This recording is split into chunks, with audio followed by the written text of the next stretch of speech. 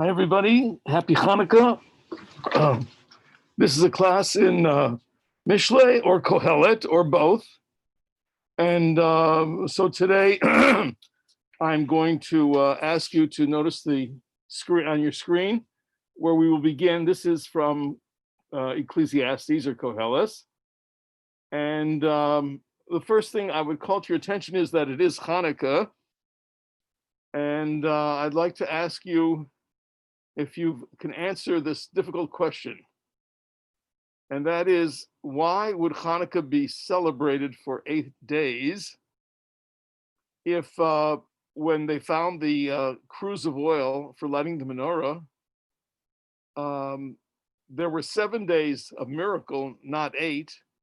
Why are we observing 8 days instead of 7? Have you heard that question before? I'm sure you have, but there are many excellent answers to it. Okay, so why are we observing 8 days and we should be observing 7? Anybody have an answer out there? Anybody want to try it? I'll try. Could it be the first day was the military? And so we're including the military victory. Okay. The first day? Okay, that's good. That's good. We're gonna have other answers. I came in late, but I think the question is, why do we light 8 when there were 7 extra days that the oil wasn't supposed to last? Because they say that the oil that was there, they divided into 8 parts in case they didn't get enough oil. So the fact that they were able to divide it into 8 parts, and yet the first night it still burned for the whole time, that was a miracle too. Okay, very good. I'll offer some other interpretations, but we still have an 8-day celebration. And but the other possibility is when they actually did have enough oil for 1 day, and they thought that they would at least get 1 day's mitzvah out of the burning of the oil. But instead of it all burning up the first night and hoping to find more somehow later on, the first night only 1/8 of the cruse of oil burnt up. So in other words, the miracle began even on the first day when only 1/8 of the oil was consumed. Okay, that's one answer, and there are many answers, but another consideration is that some say that finding the oil even for the first day was a miracle because the Syrian Greeks tried to prevent the observance of the menorah, and they destroyed all the oil and everything sacred in the holy Beit HaMikdash. And by doing that, they were hoping we would never get to light the candles at all. I mean, the oil, menorah. So one explanation is by finding the oil, that was a miracle because we weren't supposed to. They really intended to prevent the observance of the lighting of the menorah. That was their intention. And as a result, we now observe 8 days. Okay, now those of you who have studied with me before know that when you look at King Solomon, he has statements of truth on many levels, and he doesn't just speak on one level, but on many levels. Okay, for instance, you recall that about 2 weeks ago we talked in the book of Koheles, where he says 2 is better than 1, and we found out that he had many things in mind when he said 2 is better than 1. But we'll find out today that it's not always true that 2 is better than 1. It depends upon the 2 being agreeable to each other. If they're not agreeable, then any 2 could be a disaster. We're going to see that today. Okay, and so I'd like to just tell you that the rabbis in the Talmud say that King Solomon is one of the 48 prophets that the Jewish people had, meaning a prophet who prophesied not just for his time, but throughout history. Okay, the Talmud says that there were hundreds of thousands of Jewish prophets that throughout the biblical period, but each one had a prophecy for their generation, not for the future. King Solomon would be among those 48 prophets that was looking forward, looking into the future, and speaking not only at the present level, but for the future as well. So I would like to ask you to think, is there anything else with the number 8 that may have a connection to the miracle of Hanukkah? Anything else? Anywhere in the Torah, is there a reference to the number 8 being significant? Anybody, please speak up. Bris Milah? Very good. Very good. Yes. I believe that we can even interpret the 8-day miracle was observed because of the bris, the circumcision. And the question is, why would that connect to the Hanukkah, miracle? So the answer would be that the Syrian Greeks tried to destroy our religion. Correct? They desecrated the holy Beit HaMikdash. They forced people to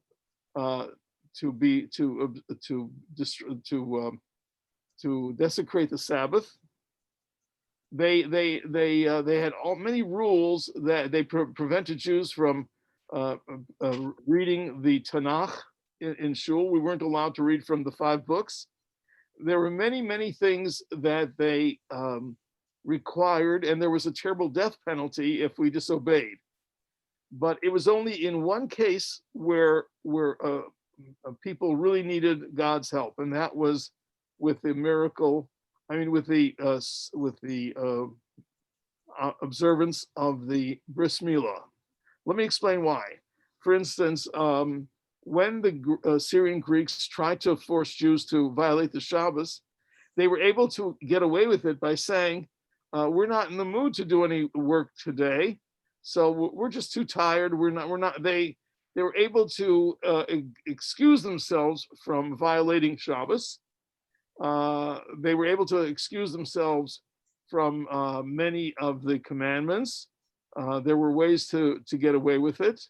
And even when it came to the prohibition of studying the Torah, the way they managed to get around that prohibition is in a game that we played during Hanukkah. What I mean is that the Syrian Greeks came into the synagogues and the schools to see that nobody was studying the Torah.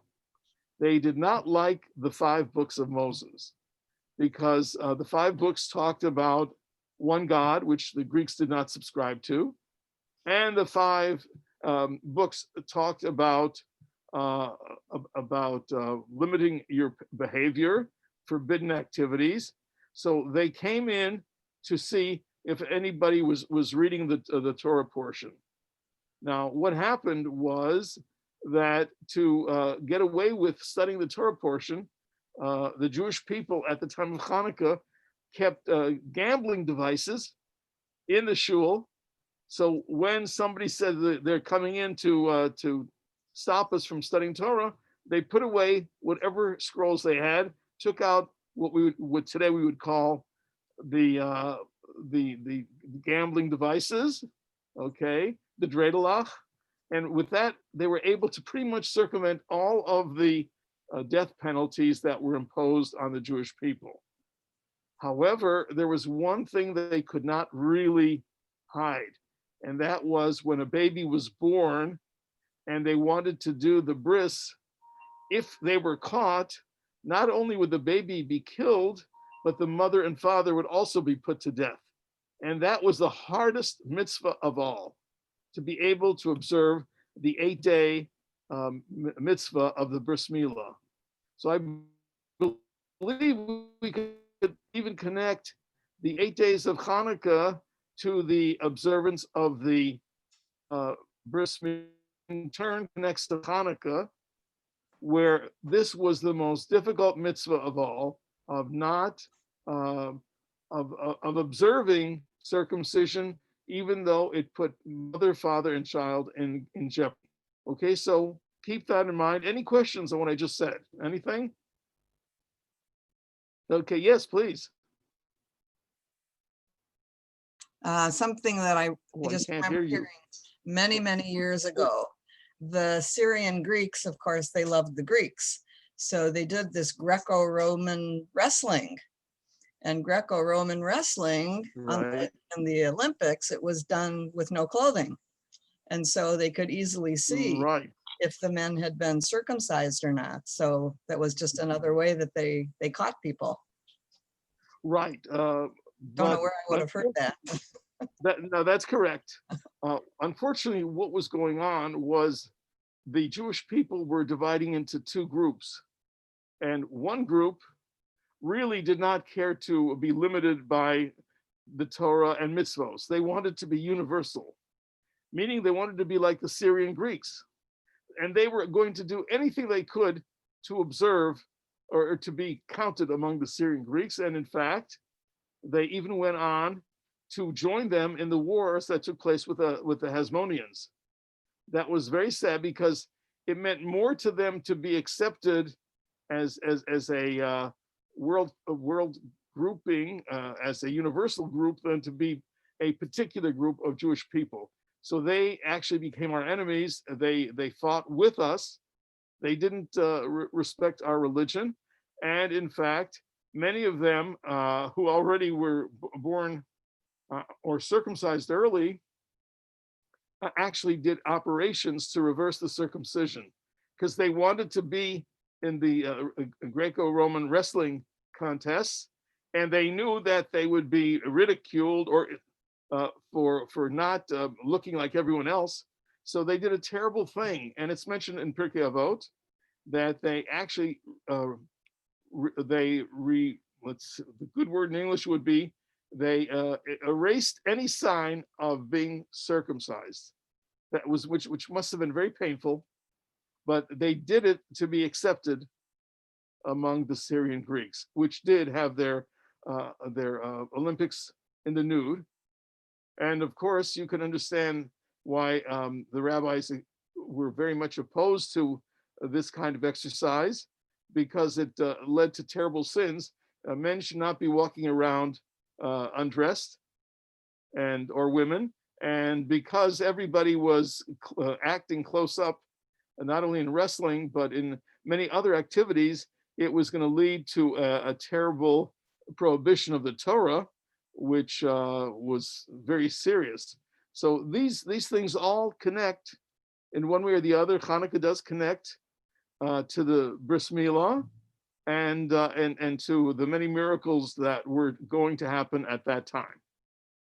Okay, so that's just a little bit about Hanukkah. I'm just to give you a feeling for the miracle that we managed to survive and to maintain our observances. All of this was very important because if the Greeks were able to, they would have completely destroyed our religion. Now, let's talk a little bit about King Solomon, who, as I said before, is one of the 48 prophets. And as I've said before, we're not going to find that everything he did was at the height of wisdom, or we cannot find that he did everything without making mistakes. And if you go through the entire Torah and the prophets, you will find not one great man or woman ever went through life without making a major mistake. Not that they did it out of weakness, but they just miscalculated. Okay, and you know the story with Moshe at the rock, right? He lost his temper, and that's where he got penalized, so that he could not enter Eretz Israel. Well, that was one of many things that he did that was wrong according to the rabbis. You may recall at the beginning of Exodus, when God says to Moshe, I want you to be my representative and to go to Pharaoh and take out the Jewish people, Moshe kept refusing. And finally, God convinced him to accept this big opportunity. And right after he goes to Egypt and condemns Pharaoh for what he was doing to the Jewish people, the next thing that happens is that the Jewish people are in more tsuris because Pharaoh decides maybe they're not working hard enough as slaves. And so they are forced to now collect their own straw to build the bricks. And in the end, the Jewish people blame Moshe for everything going wrong. And Moshe goes back to God and says, how could you do this? And he complains and blames Hashem for creating a worse situation than existed before. So that wasn't a very good thing on his part. And he was punished for being rude to Hashem. I guess the message is don't follow Fiddler on the Roof, where you can argue with Hashem on every point, and Hashem loves it, and he's got nothing better to do than to listen to your complaints. You shouldn't always do that, and we'll see King Solomon talks about that. So again, please remember, King Solomon, like everyone else in the Torah and even in the Talmud, nobody comes out with 100% clean record. Okay, even Moses' brother Aaron, he got into trouble because he should not have even helped with the building of the golden calf. He was trying to delay. He was not really trying to worship, but he figured if he could delay the building of the golden calf, Moshe would be back and would put an end to all this nonsense. But it fell on its face because Moshe did not get back according to the time Aaron had in mind. Okay, so these are some of the things that I want you to keep in mind about what King Solomon is going to tell us. This time I've got a treat for you. You can look at the Hebrew if you wish, or you can look at the English. Okay, so the first thing I'd like you to notice on top of the page where it says number 21, if you can see that, you will notice it says as follows. First, the English, moreover, pay no attention to everything men or people say, lest you hear your own servant disparaging you. Okay, now, what is he trying to tell us? Sometimes we believe that we are really paragons of virtue, and people can never fail to praise our behavior, whether it's our tzedakah or our shul attendance, or how many latkes we ate at the Hanukkah meal. We like to think that people just love us to bits. But King Solomon is saying something, be careful. Try not to listen to what everyone is saying because you may be in for a shock. It may turn out you think you are a great giver of tzedakah, but there may be people out there who will ridicule you for not being a bigger giver or donor of tzedakah. So try not to really listen to all the latest news on the street, because if you do, you will hear compliments, but you will be shocked to hear that people are complaining about you as well. So sometimes not listening to all the gossip, the Lashon Hara, the Motzi Shemra, may be better for us, because when you hear people denigrating you, you're going to lose your ability to do what you're doing. You're going to feel, well, maybe I've been giving too much tzedakah instead of not enough. So he says, pay no attention. Okay, and the Hebrew says, Gam l'chol hadvarim, also to all of the words asher yidaberu, which they will speak, al titein libecha, do not pay attention, asher lo tishma et avdecha mekalaleka, so that you should never hear your servant disparaging you, or you could even say cursing you. And the point here is, you might believe that your servant should be your biggest fan because you pay him well, and he sees your generosity and your kindness. And King Solomon is saying, you know what? You might be in for a surprise. What you think is respected and honored is perhaps thought very poorly. So don't spend too much time listening to all the scuttlebutt about what people are saying, because that may not work in your favor, and you may get discouraged enough to even do less than you're doing at the moment. In verse 22, he says, for your own conscience knows that many times you yourself disparaged others. Okay, now what does he mean by this? King Solomon is trying to remind us that what we do to others comes back to haunt us. And we may forget that we have been ridiculing others and saying, oh, they're not so charitable, they're not so frum, they're not so whatever you need, the conversation, they're not so learned, they're not so, they can't even, fry latkes, whatever you yourself have been guilty of belittling others. And for one of the strange Torah principles is a measure for measure, midah keneged midah, and what you've done to others is going to come right back at you, and you will be shocked because you never thought that you had really done anything wrong, but you had, and because of that, what you have done to others has come right back to you. Okay, you any questions on that? Okay, so here's a question I used to ask people. The question I used to ask is, we know one of the great miracles in the Torah is the splitting of the Yam Suf, of the Sea of Reeds. And Hashem makes a miracle and saves the Jewish people.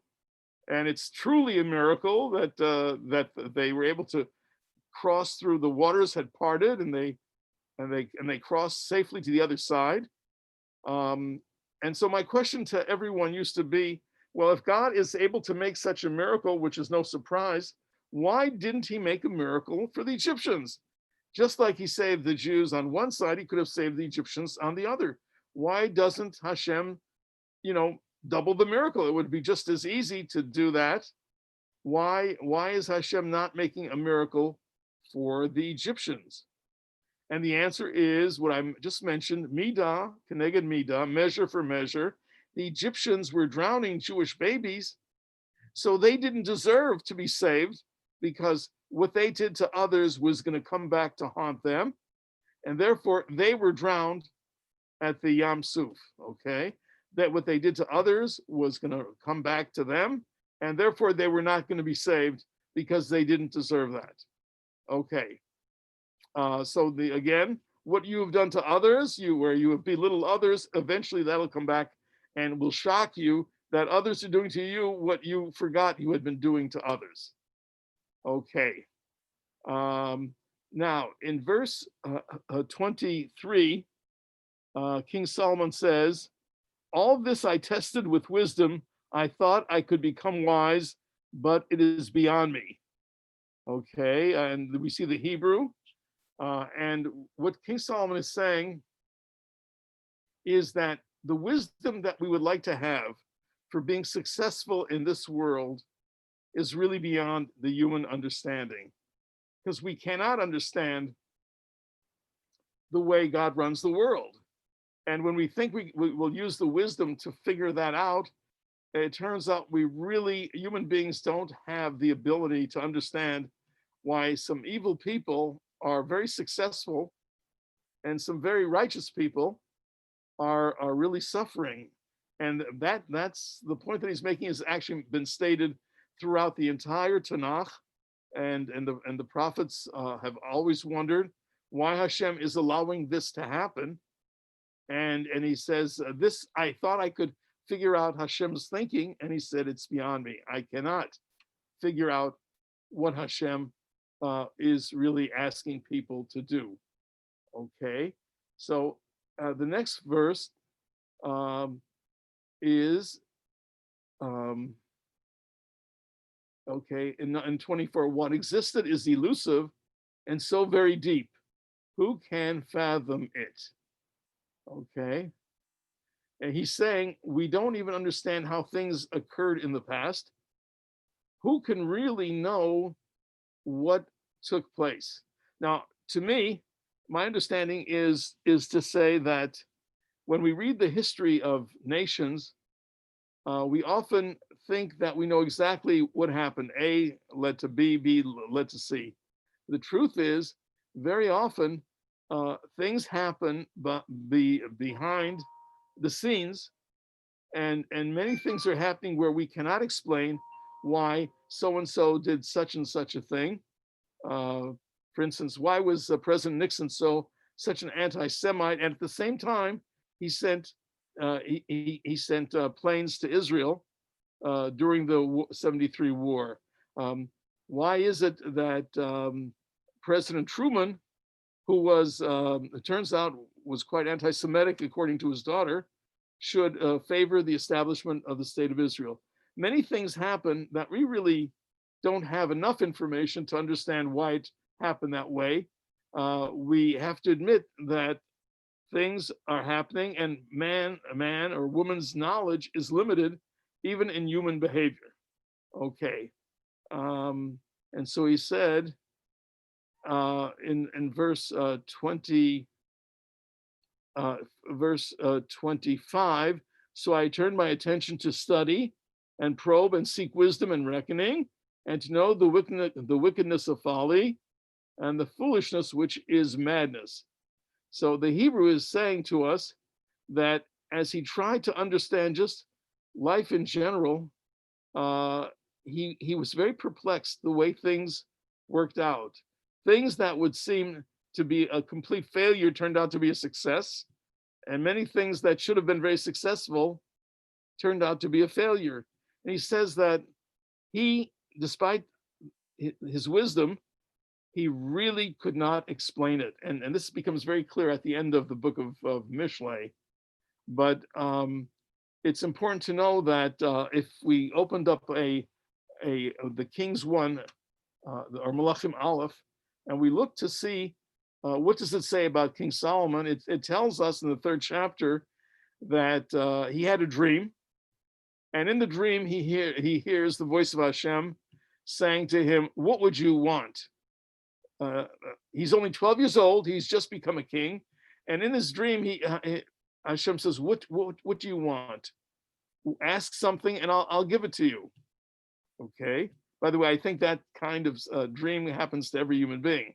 But in the case of King Solomon, he said, "I would like the wisdom to judge the Jewish people, because I don't know if I could judge them correctly, and I know I'll be punished for every mistake I make."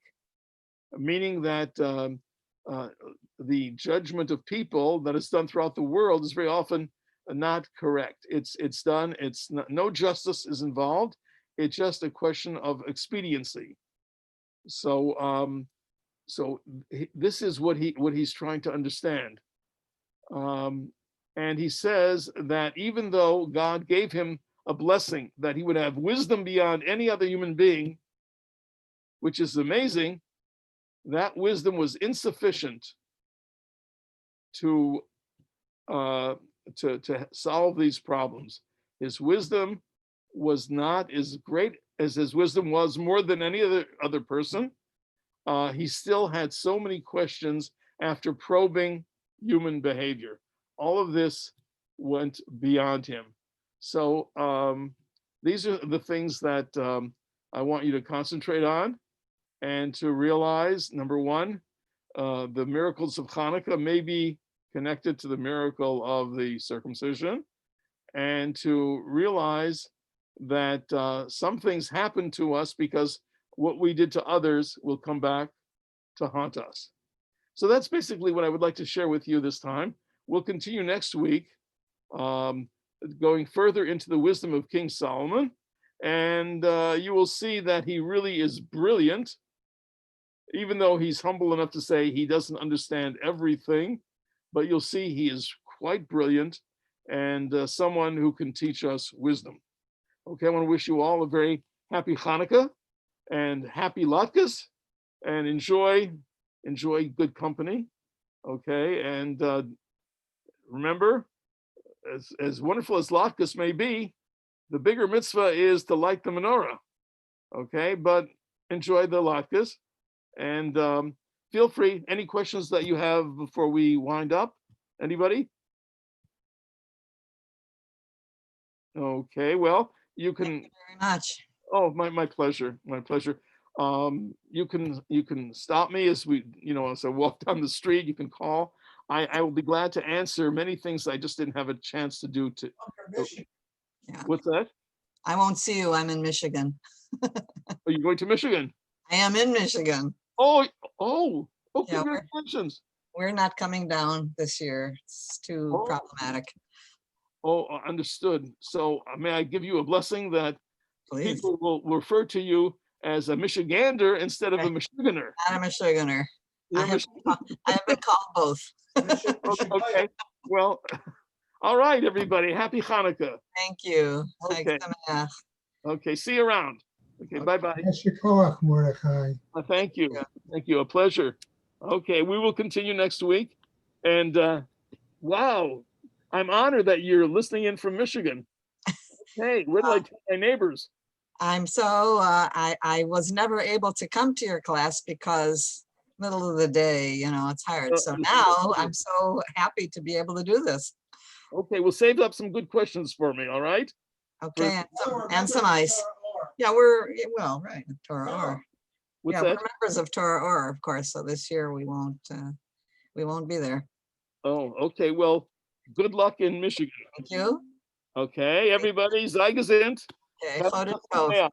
Okay, bye-bye. Chodesh Tov. Can I use